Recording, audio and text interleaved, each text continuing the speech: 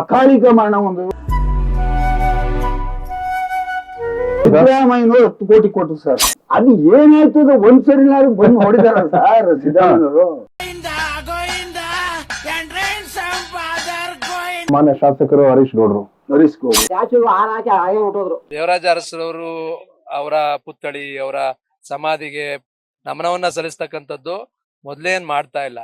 ಇದು ಚುನಾವಣೆ ಸ್ಟ್ರಾಟಜಿ. ಶಾಸಕರ ಕೊಡುಗೆ ಅಂತಾರೆ. ಮತ್ತೆ ಮೊದ್ಲು ಕಾಗೆ ಕೂತ್ಕೊಂಡು ಅದ್ರ ಮೇಲೆ ಕೂತ್ಕೋತಿತ್ತು.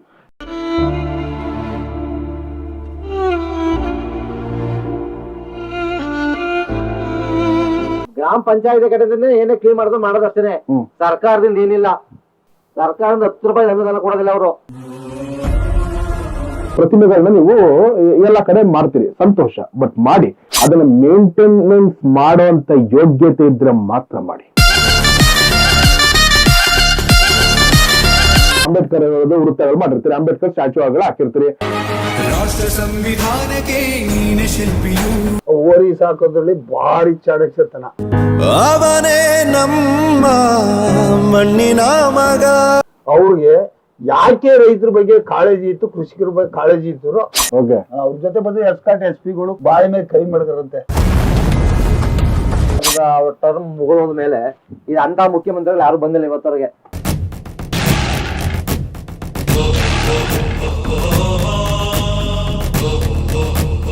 ಗ್ರಾಮಕ್ಕೆ ಬರುವಂತ ರಸ್ತೆ ಗುಂಡಿಗಳೇ ಪೂರ್ತಿ ಹಾಳಾಗೋಗಿದೆ. ಇದು ನೀವೊಬ್ರು ಗ್ರಾಮ ಪಂಚಾಯತ್ ಸದಸ್ಯರಾಗಿ ನೀವೇನ್ ಹೇಳಕ್ ಇಷ್ಟಪಡ್ತೀರಿ? ಮಾಂತ ರೋಡ್ ಏನು ಸರಿ ಕಳಪೆ ಕಾಮಗಾರಿಯಾಗಿ ಸ್ವಲ್ಪ ಅದು ಏರುಪೇರಾಗಿ ಸ್ವಲ್ಪ ಹೋಗುತ್ತೆಲ್ಲ ರೋಡ್. ಕಲ್ಲಾಳೆ ಅಂತಂದ್ರೆ ಇದು ಎಲ್ಲಾದ್ರೂ ಮಾದರಿಯಾಗಿರ್ಬೇಕು. ಮಂಜುನಾಥ್ ಅವರು ಸ್ವಂತ ಹಣದಿಂದ ಇದಕ್ಕೆ ಪೇಂಟ್ ಎಲ್ಲ ಮಾಡಿಸ್ತಾರ ಅವರು. ಪುಣ್ಯಾತ್ಮ ಫಂಡಿಂಗ್ ಬರ್ತಾವಲ್ಲ ಅದೇನಾಗ್ತಿದೆ, ಅದೇನು ದೇವರಾಜ ಊರು ಬಂದ ತಕ್ಷಣ ಟ್ರಾನ್ಸ್ಫರ್ ಬರ್ತದೆ. ಅದೇನ ಯಾವ ಇದು ಅನ್ನೋದು ಗೊತ್ತಿಲ್ಲ ನಮ್ಗೆ. ಅದು ಆ ತನಿಖೆ ಅಂತ ಅಂದ ತಕ್ಷಣ ಟ್ರಾನ್ಸ್ಫರ್ ಆಯ್ತಾನೆ. ಟ್ರಾನ್ಸ್ಫರ್ ಆಗಿ ಎಲ್ಲಿಂದ ಬಂದಿಯೋ ಅಲ್ಲಿಗೆ ಹೊರಟೋಗ್ತೀನಿ. ದೇವರಾಜ್ ಬಿಲ್ಡಿಂಗ್ ಹಳೆ ಬಿಲ್ಡಿಂಗ್ ಅಲ್ಲಿ ಪಂಚಾಯತ್ ನಡೆಸ್ತಾ ಇದ್ದೀವಿ. ಪಂಚಾಯತಿಗೆ ಅಂತೇಳಿ ದುಡ್ಡು ರಿಲೀಸ್ ಆಗೈತೆ. ದುಡ್ಡು ರಿಲೀಸ್ ಆಗಿ 15 ವರ್ಷ ಆಗೈತೆ. ಈ ರಾಜಕೀಯ ಪ್ರೇರಿತವಾಗಿ ನಮ್ಮಲ್ಲಿ ಪಂಚಾಯತಿ ಬಿಲ್ಡಿಂಗ್ ಆಗಿಲ್ಲ. ದೇವರಾಜರ ಹೆಸರು ಹೇಳಿ ದುಡ್ಡು ಕಾಸು ಮಾಡ್ಕೋತಾ ಇದಾರೆ ಚಂದ.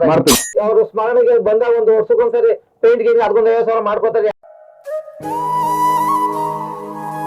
ಇಲ್ಲಿ ಹಿಂಭಾಗ ಒಂದು ಕೆರೆ ಇದೆ, ಬೇಕಾದ್ರೆ ಹೋಗೋಣ ಅಲ್ಲಿಗೆ. ತೋಟದ ಪಕ್ಕನ ಒಂದು ದೊಡ್ಡ ಕೆರೆ, ಪ್ರಮುಖವಾದ ಕಲ್ಲಿಗೆ ಪ್ರಮುಖವಾದ ದೊಡ್ಡ ಕೆರೆ. ಆ ಕೆರೆಗೆ ನೀರು ಬಿಡ್ಬೇಕು ಅಂದ್ಬಿಟ್ಟು ಆ ಆರಂಗಿ ಚಾನಲ್ ಏನ್ ಬಂದಿದೆ ಅದನ್ನ ಸರ್ವೆ ಆಗಿತ್ತು ಸರ್. ಪಾಪ ಅವರು ಅಕಾಲಿಕ ಮರಣ ಹೊಂದಿದ್ರು, ಅದು ಆ ಸರ್ವೆನೇ ಬದಲಾಯಿಸ್ಬಿಟ್ರು. ಮರ್ಸೂರು ಅಕಾಲಿಕ ಮರಣ ಹೊಂದಿದ್ಮೇಲೆ ಆ ಸರ್ವೆನೇ ಬದಲಾಯಿಸ್ಬಿಟ್ರು. ಆ ಸರ್ವೆ ಬದಲಾಯಿಸಿ ಸರ್ ಈ ಹುಣಸೆ ಪಕ್ಕ ನೋಡಿ ಇಲ್ಲಿ ಹೋಗಿದೆ ಚಾನಲ್. ಆ ಚಾನಲ್ ಇದು ಬರ್ಬೇಕಾಯ್ತು ಈ ಕೆರೆಗೆ ಹೋಗಿ. ಅದು ಅವರ ಕನಸಾಗಿತ್ತು, ಆದ್ರೆ ಅದು ನನಸ್ನಾಗಿಲ್ಲ. ಇವತ್ತು ಕೂಡ ಕೆರೆ ನೀರಿಲ್ಲ ಸರ್. ಯಾಕೆ ಮಾಡಿಲ್ಲ ಅಂದ್ರೆ ಕನಸಾಗಿ ಉಳಿದಿದೆ. ಅಂದ್ರೆ ಅವ್ರು ಇದ್ರೆ ಮಾತ್ರನೇ ಬೆಲೆ, ಇದ್ರೆ ಬೆಲೆ, ಸತ್ರಿ ಬೆಲೆ ಇಲ್ಲ. ನಾನು ಹೇಳಿ ಮೊದ್ಲೇ 1 ವರ್ಷಕ್ಕೆ 2 ದಪ್ಪ ಮಾತ್ರ ಅವ್ರ ಬಗ್ಗೆ ಹಾಡಿ ಹೊಗಳ್ತಾರೆ. ಇನ್ನು ಉಳಿದಂತ ದಿವಸಗಳಲ್ಲಿ ಯಾರು ತಿರುಗೂ ನೋಡಲ್ಲ. ಸಿದ್ದರಾಮಯ್ಯನವರು 10 ಕೋಟಿ ಕೊಟ್ಟರು ಸರ್, ಒಪ್ಕೋತೀನಿ. ಅವ್ರು ಕೊಟ್ರು, ನಾವು ಅವ್ರು ಬಂದಾಗ ನಾವು ಇಡೀ ಗ್ರಾಮ ಅಲ್ಲ ಅವತ್ತು ನಮ್ದು ಒಂದು ಹಬ್ಬದ ವಾತಾವರಣ ಇತ್ತು. ಕಲ್ಲಳ್ಳಿ ಗ್ರಾಮ ಒಂದು ಹಬ್ಬದ ವಾತಾವರಣ ಇತ್ತು. ಬಟ್ 10 ಕೋಟಿ ಕೊಡುಗೆ ಏನಾಯ್ತು? ಅದು ಏನಾಯ್ತು ಒಂದ್ಸರಿ ಬಂದು ಹೊಡಿದಾರ ಸರ್ ಸಿದ್ದರಾಮಯ್ಯನವರು. ಬಂತಷ್ಟೇ ಬಂತು, ಎಲ್ಲೆಲ್ಲೋ ಇತ್ತು, ಏನಾಯ್ತು ಅದನ್ನ ನೋಡಿದಿರ ಬಂದಿ ನೀವು? ಸಿದ್ದರಾಮಯ್ಯ ಮಾನ್ಯ ಮುಖ್ಯಮಂತ್ರಿಗಳು ಬಂದು ಇನ್ನೊಂದಪ್ಪ ಬಂದ್ ಕಲ್ಲಳ್ಳಿಗೆ ಇದು ನಾನು 10 ಕೋಟಿ ರಿಲೀಸ್ ಮಾಡಿದೆ, ಇದ್ರಲ್ಲಿ ಏನೇನ್ ಕೆಲಸ ಆಗಿದೆ ಅಂತ ಬಂದು ನೋಡಿದೀರಾ? ಯಾಕೆ ನೋಡಿಲ್ಲ? ನಾವು ಊರ್ನವ್ರು ಏನ್ ಮಾಡೋದು ಸರ್? ನಾವು ಗ್ರಾಮದವರು ಸರ್ ಈಗ ಏನ್ ಮಾಡ್ಬೇಕು ಹೇಳಿ? ಈಗಿರುತ್ತ ಮಾನ್ಯ ಶಾಸಕರು ಹರೀಶ್ ಗೌಡ್ರು ಅವರು ಈಗ ಆಲ್ರೆಡಿ 2.5 ವರ್ಷ ಆಯ್ತು. 2.5 ವರ್ಷ ಈಗ MLA, ನಮ್ಮ ಹೊಸೂರು ತಾಲೂಕು MLA ಆಗಿ 2 ವರ್ಷ. ಎಷ್ಟು ಸರಿ ಬಂದಿದೆ ಸರ್ ಇಲ್ಲಿ? ಸರ್ ಅದೇ 2 ಸರಿ 2 ಸರಿ ಬರ್ತಾರೆ. ನಾನು 2 ಸರಿ ಬರ್ತಾರೆ, 2 ಬಾರಿ ಬರ್ತಾರೆ ಸರ್. ಶಾಸಕರ ಕೊಡುಗೆ ಅಂತ ಮತ್ತೆ ಆ ಸರ್ ಈಗ ಬರ್ಲಿಲ್ಲ ಅವರು, ಈ ಮೊನ್ನೆ ಬರ್ಲಿಲ್ಲ ಸರ್. ಸ್ಮರಣೆ ಬರ್ಲಿಲ್ಲ. ಹುಣಸೂರು ಬಂದು ಆ ಸ್ಟ್ಯಾಚು ಹಾಕಿ ಹಾಗೆ ಹೊಟ್ಟೋದ್ರು. ಎಂಟ್ರೆನ್ಸ್ ಅಲ್ಲಿ ಸ್ಟ್ಯಾಚು ಹುಣಸೂರು ಸ್ಟ್ಯಾಚು ಅದು ಕೂಡ ನೋಡ್ಕೊಂಡ್ರೆ ಸರ್, ಅದು ಕೂಡ ಏನು ಅಂದ್ರೆ ವರ್ಷಕ್ಕೊಂದ್ಸರಿ ಮಾತ್ರ ನೀರ್ ಹಾಕದಂತ. ಹೌದು, ದೇವರ ದರ್ಶನಕ್ಕೆ ಕಾಣಲ್ಲ ಅದು. ಹೌದು, ಹರ್ಸೋ ರೀತಿ ಅಲ್ಲ ಗಲೀಜಾಗಿ ನಾನು ಹೇಳ್ತಿರೋದು ಅದು ಸದ್ಯ ಈಗ ಒಂದು ಮೇಲೆ ಒಂದು ಗೋಪುರದಾಗ ಮಾಡಿದ್ರು.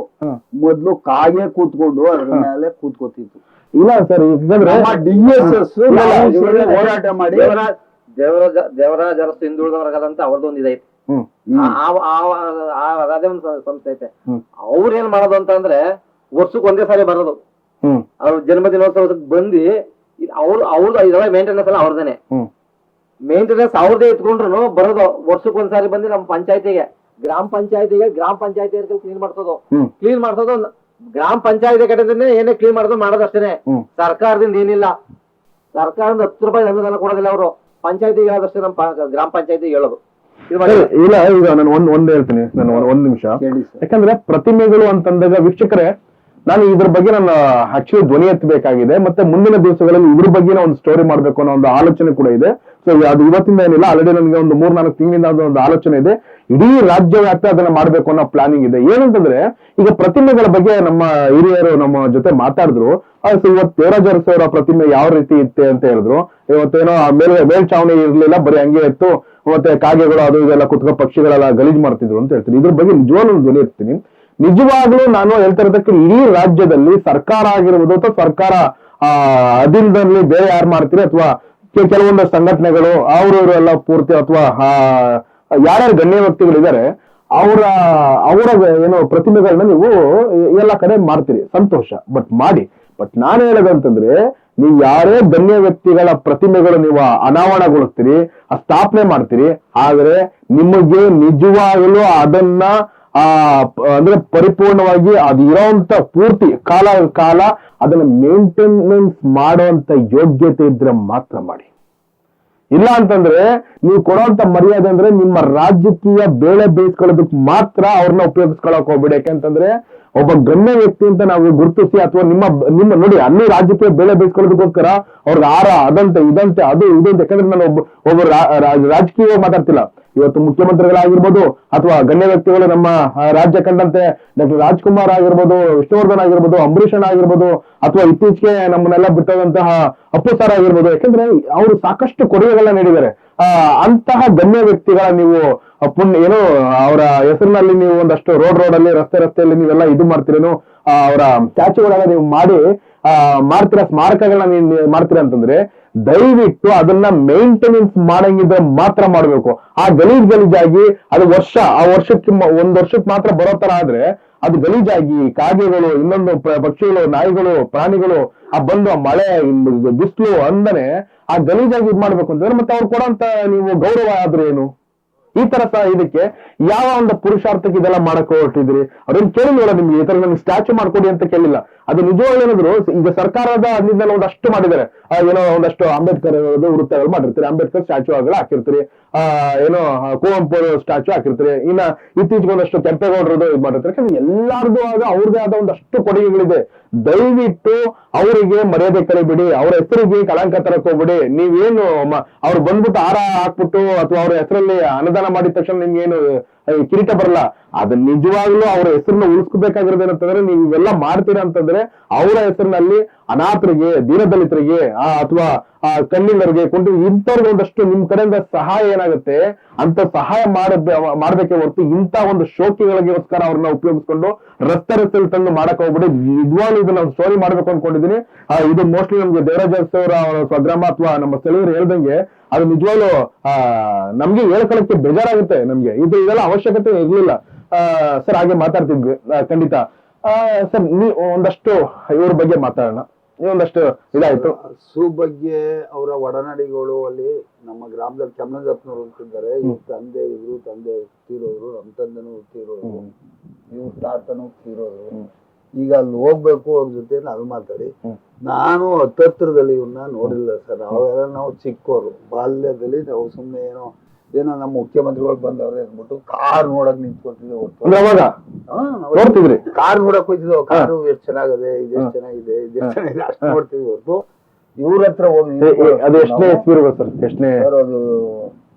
ಅವರು ಫಸ್ಟ್ ಮುಖ್ಯಮಂತ್ರಿ ಯಾವ್ದು ಸರ್ 1972 ಕರೆಕ್ಟ್ 72ರಲ್ಲಿ ನಾವು ಇಷ್ಟೊಂದು ಚಿಕ್ಕ ವಯಸ್ಸು ನಾವು ಸುಮ್ಮನೆ ಏನೋ ಜಮೀನ್ ಕೆಲಸ ಮಾಡ್ಕೊಂಡು ರೈತರಾಗಿ ಹೊಲ ಉತ್ಕೊಂಡು ಹೊರತು ಅವ್ರ ಜೊತೆ ಒಡನಾಡಿಗಳಾಗಿತ್ತಿಲ್ಲ.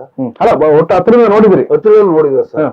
ಸರ್ ಅವರು ಹಿಂದೆ ಹೇಳೋದಾದ್ರೆ ಅವರು ಸರ್ ಫಸ್ಟ್ ಇಲ್ಲಿ ಕೃಷಿಕರಾಗಿದ್ರು. ರೈತರು ಕೃಷಿಕರೇ ಅವರು. ಅವರಿಂದ ನಾವು ಎಷ್ಟೋ ಒಂದು ವ್ಯವಸಾಯನ ನಮ್ಮ ತಂದೆ ನಮ್ಮ ತಾತ ಕಲ್ತ್ಕೊಂಡವ್ರೆ.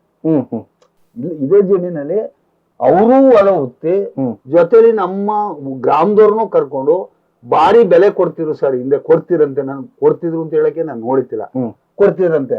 ಇವ್ರು ಏನೇ ಮಾಡ್ಬೇಕಾದ್ರೆ ಗ್ರಾಮಕ್ಕೆ ಹೇಳ್ಬಿಟ್ರೆ ದೇವರಾಜ ಅರಸನವರು ಇವತ್ತು ಬುದ್ಧಿಯರು ನಮ್ಗೆ ಹೇಳವ್ರೆ ಅನ್ಬಿಟ್ಟು ಪ್ರತಿಯೊಂದ್ ಮನೆಗೆ ಆರ್ ಕಟ್ಕೊ ಬಂದಿ ಅಲ್ಲಿ ಎಲ್ಲ ಅವ್ರ ಜೊತೆ ಹೊಲ ಉಳ್ತಿರಂತೆ. ಇದೇ ಜಮೀನು ನಾವು ನಿಂತಿರೋ ಜಾಗನ.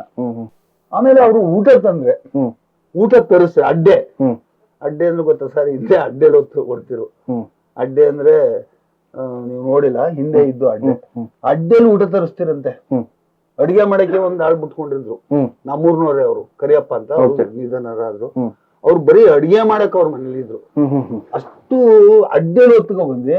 ಯಾರು ಜಾಸ್ತಿ ಊಟ ಮಾಡ್ತೀರಿ ಅವರು ಸರಿಯಾದ ದುಡಿಮೆಗಾರ, ಒಳ್ಳೆ ರೈತ. ನೀನ್ ಊಟನೇ ಮಾಡ್ಬೋದಪ್ಪ, ಏನ್ ಕೆಲಸ ಮಾಡ್ತೀವಿ ಅಂತ ಅವರು ಮುಂದೆ ನಿಂತ್ಕೊಂಡು ಮುದ್ದೆ ಇಕ್ಕಿಸ್ಕೊಂಡು ಅವರು ಊಟ ಮಾಡಿ, ಇಷ್ಟು ಊಟ ಮಾಡಿದ್ರೆ ನೀನ್ ಕೆಲಸ ಮಾಡಕ್ ಆಗಲ್ಲ ಕಣೋ, ಜಾಸ್ತಿ ಮುದ್ದೆ ಉಣ್ಬೇಕು ಅಂತ ಹೇಳ್ತಾರೆ. ಅಂದ್ರೆ ಕೆಲಸದವ್ರು ಜೊತೆ ಬಂದಿರಲ್ಲ ಸರ್. ಅಂದ್ರೆ ಅವ್ರಿಗೆಲ್ಲ ಏನು ಇದಿರ್ಲಿಲ್ಲ, ಏನೋ ನನ್ನೊಬ್ಬ ಸಿಎಂ ಆಗ ಸಿಎಂ ಆಗಿತ್ತಿಲ್ಲ, ಕೃಷಿಕರಾದ್ಮೇಲೆ ಆಮೇಲೆ ಅವರು ಸರ್ ತಾಲೂಕ್ ಬೋರ್ಡ್ ಅಧ್ಯಕ್ಷರಾದ್ರು ಹುಣಸೂರು. ಅಲ್ಲಿಂದ ಸ್ಟಾರ್ಟ್ ಆಯ್ತು ಅವ್ರ ಜರ್ನಿ ಸ್ಟಾರ್ಟ್ ಆಯ್ತು. ಆ ಜರ್ನಿ ಪಯಣ ಸ್ಟಾರ್ಟ್ ಆಯ್ತು, ರಾಜಕೀಯ ಪಯಣ. ಒಂದಷ್ಟು ಹೋರಾಟಗಳನ್ನ ಮಾಡಿದ್ರು ಸರ್. ಅವ್ರ ಜಾತ್ರೆ ಅಂದ್ರೆ ಭಾರಿ ವಿಶೇಷತೆ. ಓರಿ ಸಾಕೋದ್ರಲ್ಲಿ ಭಾರಿ ಚಾಣಕ್ಷತನ. ಓರಿ ಸಾಕೋದು ಚುಂಚನಕಟ್ಟೆ ಅಂತಿದೆ, ಈಗೂ ಜಾತ್ರೆ ನಡೀತದೆ. ಜಾತ್ರೆ ನಡೀತೆ, ಬೆಡಪುರ ಜಾತ್ರೆ ನಡೀತೆ. ಈ ಜಾತ್ರೆಗಳಿಗೆ ಊರವರೆಲ್ಲೂ ಕಟ್ಕೊಂಡು ಹೋಗ್ರಂತೆ ಸರ್. ಬನ್ರಿ ಇವತ್ ಜಾತ್ರೆಗೆ ಹೋಗೋಣ. ಬೆಟ್ಟತುಂಗ ಸರ್ ಪಕ್ಕ, ಬನ್ರಿ ಹೊಡಿದೆ ಎತ್ತ ನಾನು ಅಂದ್ಬಿಟ್ಟು ಕರ್ಕೊಂಡು ಹೋದ್ರೆ ಒಂದೇ ಕಡೆ ದವಡಿ ಎಲ್ಲ ಊರ್ ನಿಲ್ಸಿ ಅಲ್ಲೇ ಅಡಿಗೆ ಮಾಡಿಸೋದು ಎಲ್ಲ ಒಂಥರ ಒಂದು ವಾರ ಒಂದು ಇದ್ ಕಳ್ಕೊಂಡ್ಬರೋದು, ಬೇಜಾರ್ ಕಳ್ಕೊಂಡಂಗಾಯ್ತು. ಓರಿ ಇವತ್ತು ಪಿಕ್ನಿಕ್ ಹೋಗ್ತಾರಲ್ಲ ಆತರ ಜಾತ್ರೆಗೆ ಎಲ್ಲ ಕರ್ಕೊಂಡು ಹೋಗೋರಂತೆ ಸರ್. ಅದು ನಮ್ ತಂದೆ ಹೇಳ್ತಿದ್ರು. ಚಾಮರಾಜಪ್ಪನವ್ರು ಅಂತಿದ್ದಾರೆ, ಬೇಕಾದ್ರೆ ಅಲ್ಲಿ ಕರ್ಕೊಂಡಿದ್ದೀನಿ ಅವ್ರ ಹೇಳ್ತಾರೆ. ಆ ರೀತಿ ಕೃಷಿಕರಾಗಿ ಅವ್ರು ಮುಂದೆ ಬಂದಿದ್ರು ಸರ್. ಅವ್ರಿಗೆ ಯಾಕೆ ರೈತರ ಬಗ್ಗೆ ಕಾಳಜಿ ಇತ್ತು, ಕೃಷಿಕರ ಬಗ್ಗೆ ಕಾಳಜಿ ಇತ್ತು, ಅವ್ರು ಕೃಷಿ ಮಾಡಿ ಹೋದ್ರು. ಅದರಿಂದ ಅವರು ದೀನದಲಿತರು, ಈ ಹಿಂದುಳಿದ ವರ್ಗ, ಕೃಷಿಕ ವರ್ಗ, ದುಡಿಮೆ ವರ್ಗ ಯಾವ ರೀತಿ ಇತ್ತು ಮನಗಂಡಿ ಅದನ್ನ ಯೋಜನೆಗಳು ಹಾಕೊಂಡ್ರು ಸರ್. ಅವ್ರು ಕೃಷಿಕರಾದ್ದಕ್ಕೆ ಅವರು ಆ ಯೋಜನೆಗಳು ಹಾಕೊಂಡು ಒಂದು ಇವತ್ತು ಒಳ್ಳೆ ಒಂದು ದೇಶ ಕಂಡ ಒಬ್ಬ ನಾಯಕ ಆಗ್ಬೇಕಾರೆ ಅವರ ಮೂಲ ಇದು ಕೃಷಿಕರ ಹೋಗಿದ್ಕೆ ಅವರು ದಲಾಕರುಗಳು. ಫಸ್ಟ್ ಸರ್ ಅವ್ರು ಸಿಎಂ ಆಗಿದಾಗ ಬಂದ್ರೆ ಫಸ್ಟ್ ಅಲ್ಲಿ ನಡ್ರಿ ತೋರ್ಸ್ಬಿಡ್ರು ಅವ್ರ ಬನ್ನಿ ಕೊಟ್ಟಿಗೆ. ಅಲ್ಲಿ ಹೋಗಿ ಮೈ ಸಾವ್ರಿ ದಲಾಕರುಗಳಿಗೆ ಅವರು ಆಮೇಲೆ ಒಳಗೆ ಹೋಗ್ತಿದ್ದಾರೆ ಸರ್. ಅವ್ರ ಜೊತೆ ಬಂದ್ರೆ ಎಸ್ಕಾಟ್ SP-ಗಳು ಬಾಯಿ ಮೇಲೆ ಕೈ ಮಾಡಿದಾರಂತೆ. ಏನಪ್ಪ ಈ ರೀತಿ, ಇಷ್ಟು ಸಿಂಪಲ್, ಅಷ್ಟು ಸಿಂಪಲ್. ಫಸ್ಟ್ ಅವ್ರ ಎಡಭಾಗ ಸರ್ ಮನೆ ಹತ್ರ ಫಸ್ಟ್ ಹಿಂಗ್ ಹೋದವ್ರ ಎಂಟ್ರೆನ್ಸ್ ಮನೆಗೆ ಎಡಭಾಗ ಕೊಟ್ಟಿಗೆ ಫಸ್ಟ್ ಇಲ್ಲ ಸರ್. ಇವಾಗ ಇಲ್ಲ, ನೀವು ನಿಮ್ಮ ಹತ್ರ ಮತ್ತೆ ಮಾತಾಡ್ತೀನಿ. ವೀಕ್ಷಕರೇ, ನನ್ ನಿಜ ಇನ್ನೊಂದ್ ಸ್ವಲ್ಪ ರೈತರ ಬಗ್ಗೆ ಒಂದಷ್ಟು ಸರ್ ನಾನು ಮಾತಾಡ್ತೀನಿ. ಅದಕ್ ಮುಂಚೆ ನಮ್ಮ ಗ್ರಾಮ ಪಂಚಾಯತಿ ಮಾಜಿ ಅಧ್ಯಕ್ಷರಿದ್ದಾರೆ, ಸೊ ಅವ್ರನ್ನ ನಾವು ಮಾತಾಡ್ಸೋಣ. ಸರ್ ನಮಸ್ತೆ, ನಿಮ್ಮ ಹೆಸರು ಸರ್? ರಾಜಶೇಖರ್ ಅಂತ, ಗ್ರಾಮ ಪಂಚಾಯತಿ ಮಾಜಿ ಅಧ್ಯಕ್ಷರು. ಒಂದಷ್ಟು ಯಾಕಂದ್ರೆ ಗ್ರಾಮ ಈಗ ಪ್ರೆಸೆಂಟ್ ಮೆಂಬರ್. ಓಕೆ ಸರ್, ಇವಾಗ ನೀವು ಕೂಡ ಜನಪ್ರತಿನಿಧಿಗಳು, ಇವತ್ತು ಜನ ಹಾರಿಸಲ್ಪಟ್ಟಿರ್ತಕ್ಕಂಥ ನೀವು ಅಂತ ಹೇಳ್ಬೋದು. ಸೊ ನೀವು ಕಂಡಂತೆ ದೇವರಾಜ ಅರಸು ಅವರ ಸ್ವಗ್ರಾಮ, ನೀವು ಇದೇ ಊರಿನವರು ಸರ್?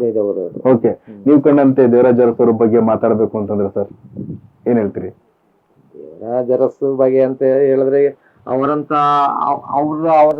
ಟರ್ಮ್ ಮುಗಿದ ಮೇಲೆ ಅಂತ ಮುಖ್ಯಮಂತ್ರಿಗಳು ಯಾರು ಬಂದಿಲ್ಲ ಇವತ್ತವರೆಗೆ. ಬರೀ ಆಶ್ವಾಸನೆ ಕೊಡ್ತಾರೆ ಅಷ್ಟೇನೆ, ಇಲ್ಲ ಅವ್ರ ದಾಖಲೆ ಮುರಿತೀನಿ ಅಂತ ಹೇಳ್ತಾರೆ. ಬರೀ ಅದರಲ್ಲೇ ಕಾಲ ಕಳ್ಕೊಂಡು ಹೋಗ್ತಾ ಇದಾರೆ ಅಷ್ಟು ಬಿಟ್ರೆ ಬೇರೆ ಅವ್ರ ಹೇಳಿದಂತ ಕೆಲಸಗಳು ಯಾರು ಮಾಡಿಲ್ಲ, ಇವತ್ತು ಯಾವ ಸರ್ಕಾರಗಳು ಮಾಡಿಲ್ಲ. ಈಗ ಗ್ರಾಮ ಪಂಚಾಯತಿ ಸದಸ್ಯರು ನೀವು ಒಂದೊಂದಷ್ಟು, ಯಾಕಂದ್ರೆ ನಾವು ಬರ್ತಾ ಒಂದಷ್ಟು ನೋಡಿದ್ವಿ ರಸ್ತೆ. ಇವತ್ತು ದಿವಂಗತ ದೇವರಾಜ ಅರಸರು ಅಂತಂದ್ರೆ ಒಬ್ಬ ದೇಶ ಕಂಡ ಮಹಾನ್ ವ್ಯಕ್ತಿ ಅಂತ ಹೇಳಿದ್ರೆ ತಪ್ಪಾಗ್ಲಾರ್ದು.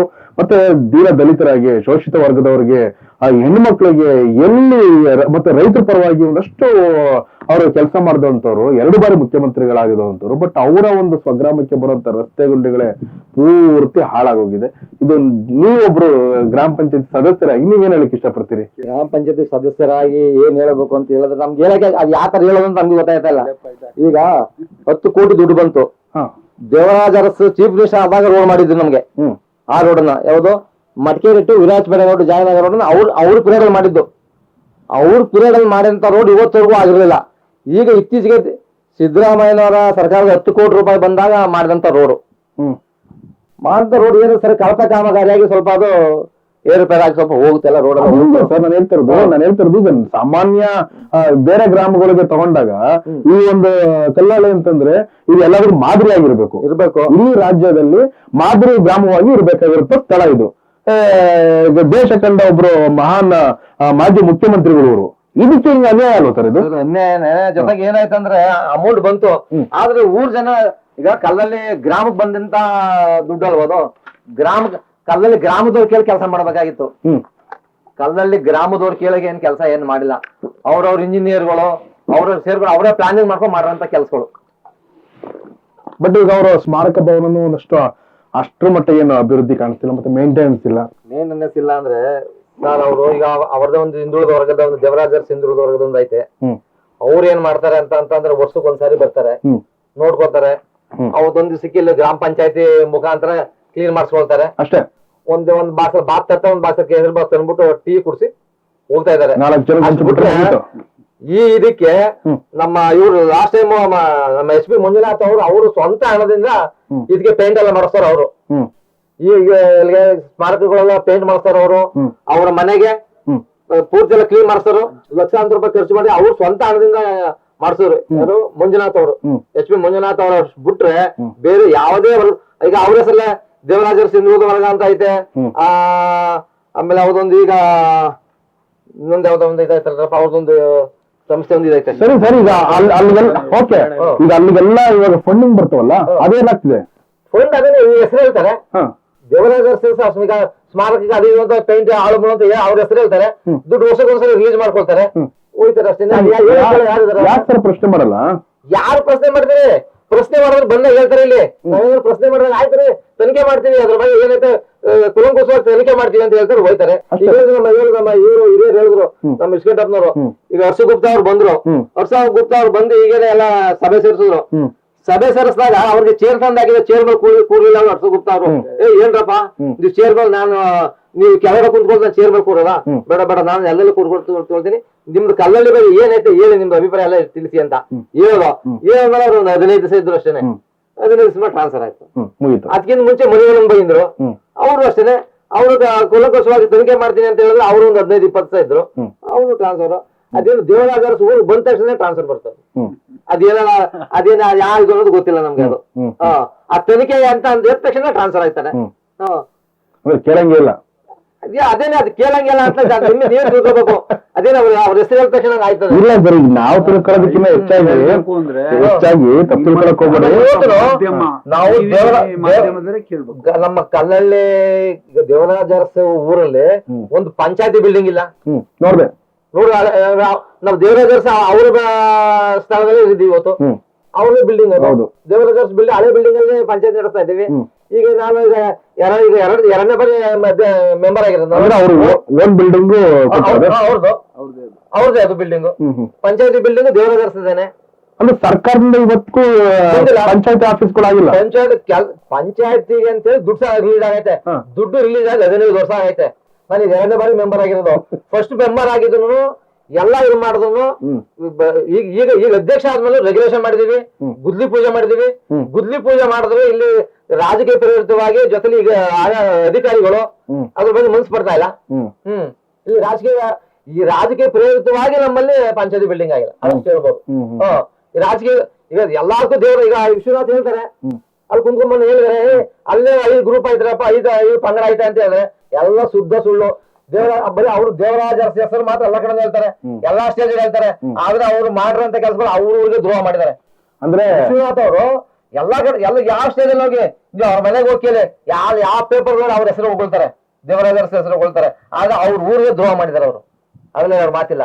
ನಮ್ಮಲ್ಲಿ ಯಾವುದೇ ತರದ ಪಂಗಡಗಳಲ್ಲಿ ಗ್ರೂಪ್ ಅಲ್ಲ ಅವ್ರು ಮೊನ್ನೆ ಸ್ಟೇಟ್ಮೆಂಟ್ ಕೊಟ್ಟಿದ್ದಾರೆ.